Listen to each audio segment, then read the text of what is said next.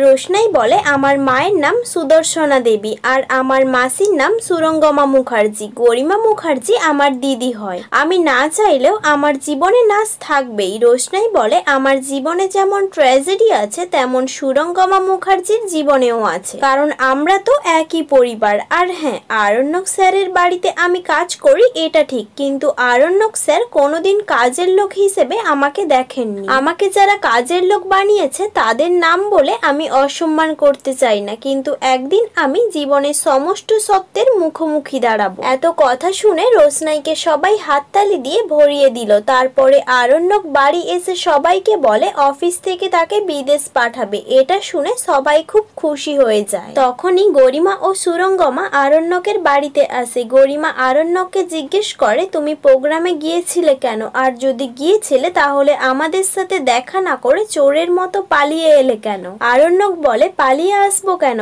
আমি তো তোমাকে অনেকবার ফোন করেছিলাম, তুমি তো রিসিভ করনি।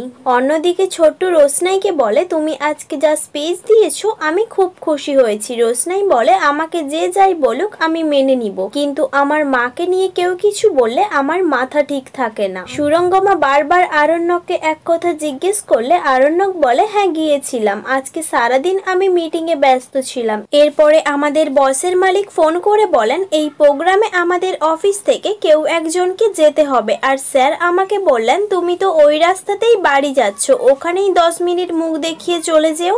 আর ওখানে গিয়ে আমি তোমাকে দেখলাম, ও রোশনাইকেও দেখলাম, ও কিছু একটা বলছিল। আরণ্যক মিথ্যা বলে কোনো মতে সবটা ম্যানেজ করে।